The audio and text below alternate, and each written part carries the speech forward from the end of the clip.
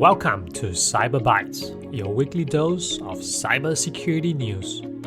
I'm your host, Edwin Kwan, and let's dive into the major stories that are shaking the cybersecurity landscape. Let's kick things off with a troubling story back home.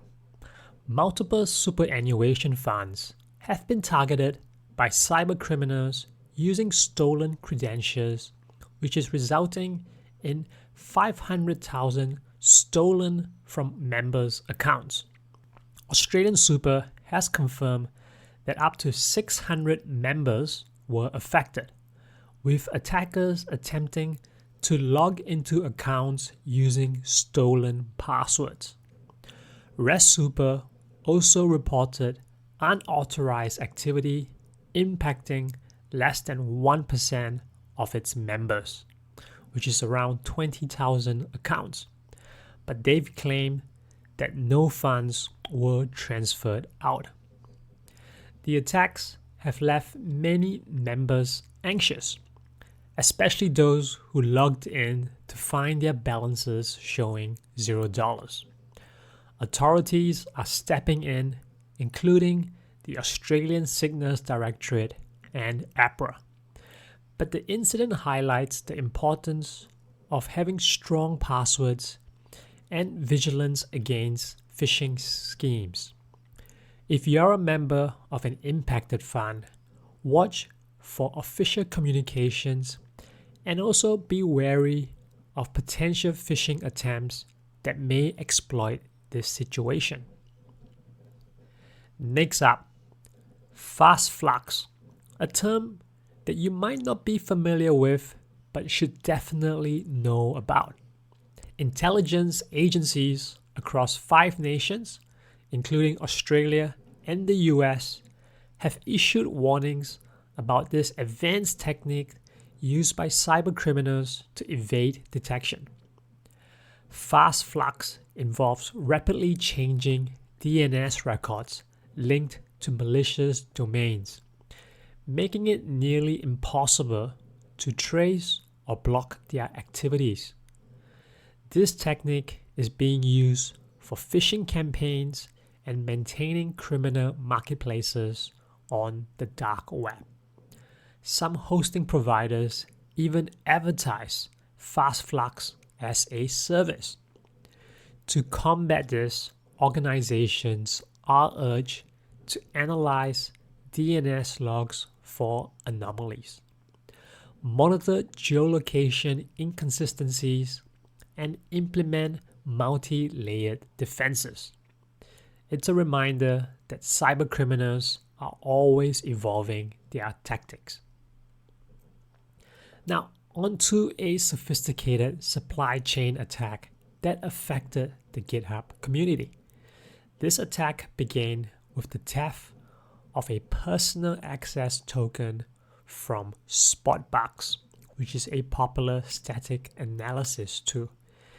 And then it escalated into compromising thousands of repositories, including Coinbase's CI/CD pipelines. The attackers exploited GitHub Action workflows to inject malicious code into repositories by leveraging a poison pipeline execution attack. What's puzzling is how methodical they were, spending months preparing before striking in March 2025. While mitigations like rotating secrets and reviewing workflow logs have been implemented, this incident highlights the risks inherent in relying on third-party dependencies. If you're using GitHub Actions or similar tools, pin your actions to specific commit hashes and limit permissions where possible. Now let's switch gears to regulatory action. ASIC has secured court orders to shut down 95 companies involved in online investment scams known as pig butchering. These scams lure victims into fake investment platforms using professional-looking websites and apps. Justice Stewart described the evidence against these companies as being overwhelming, with many incorporated using stolen identities. ASIC has been removing over 130 scam websites weekly as part of its crackdown on fraudulent activities.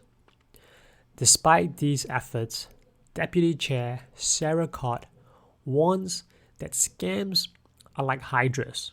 You shut one down and two more emerges. Consumers are urged to remain vigilant while engaging with online investment platforms, and to remember that if it looks too good to be true, it probably is. And finally, Oracle has finally admitted to a breach in its legacy environment after weeks of denial. The breach reportedly involved attackers exploiting a Java vulnerability from 2020 to deploy malware and steal client credentials from Oracle Cloud Classic servers. While Oracle claims the compromised data is old and poses minimal risk, the leaked records suggest otherwise, with 6 million data entries listed for sale on breach forums earlier this year. Oracle has now engaged CrowdStrike to investigate the incident.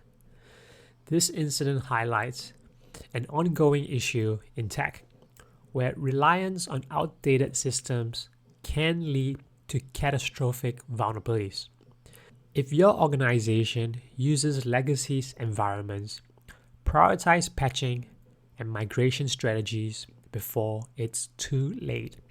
And that wraps up today's episodes of CyberBytes. From super fun breaches to cutting-edge DNS threats and supply chain attacks, it's clear that cybersecurity remains a moving target for defenders worldwide.